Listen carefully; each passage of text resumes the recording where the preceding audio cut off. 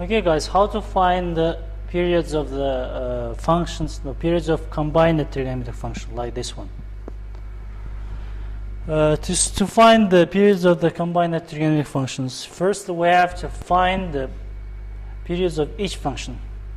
We will find the period of each function.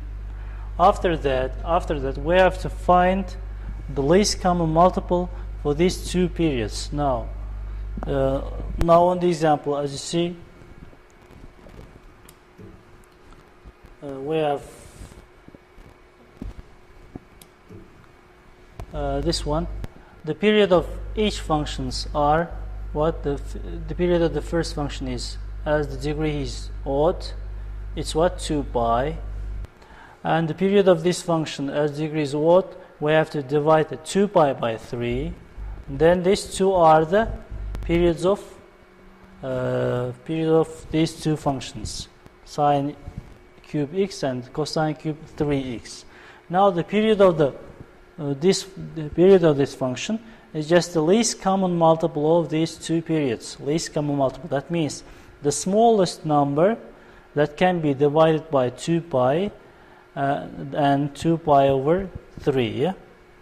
Now to find that number, we will use this rule here. The smallest, least common multiple for two fractions, for two rational numbers, for two fractions, is the least common multiple of what? Least common multiple of dividends of these two fractions, and greatest common divisor of the divisors of these two fractions. Okay, that means here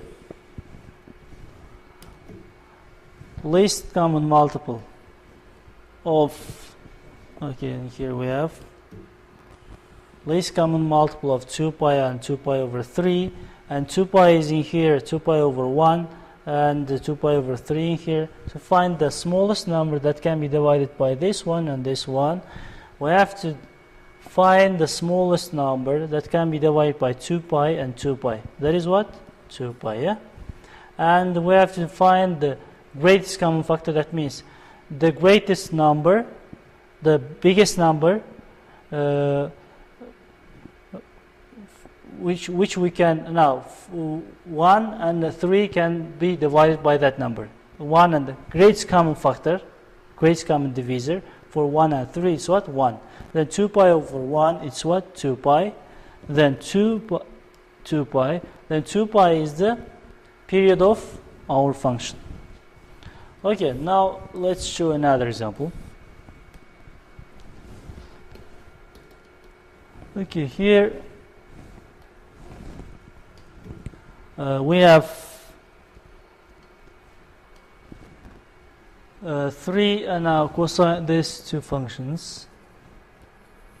First we have to find the period of each function. Yeah, the first one, as the degree is odd, we have to divide the 2 pi by 3. The second one, but in here we have the cotangent function. The degree, we don't look at the degree because no matter it's odd or even, we will divide the pi by the coefficient of x. It's what? Pi. Now to find the period of our function, we have to find the least common multiple of what? 2 pi over 3 and pi over 5, yeah? And to find this one, we have to find the least common multiple of 2 pi and pi, and the greatest common divisor of 3 and 5, yeah? The least common multiple of 2 pi and pi, the smallest number that can be divided by 2 pi and pi is 2 pi. And the greatest common divisor, the greatest common factor of 3 and 5, it's what? 1. Then it's what? 2 pi. The period of our function is 2 pi. Okay, let's show another example.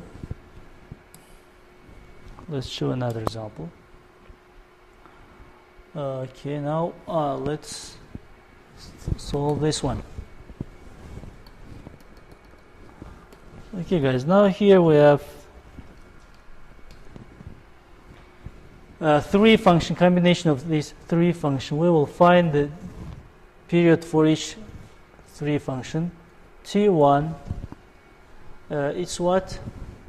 As the degree is even for cosine, if the degree will be even, to find the period of this one, we have to divide the pi by 3. Pi by 3.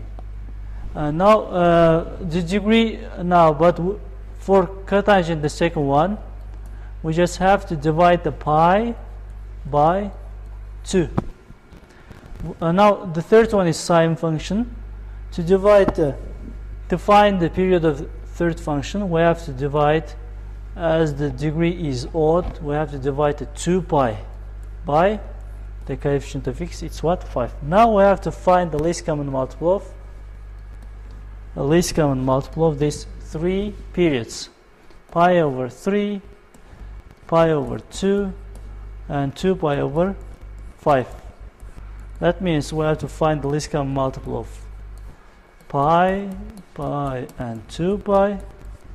Here the greatest common divisor of 3, 2, and 5. Oh, it's also the least common multiple is what? 2 pi. The common divisor, greatest common divisor is what? 1. So the period is what? 2 pi. Also in here, period of our function is what? Is 2 pi. Okay, now, so in the next lesson we are going to solve. Okay, now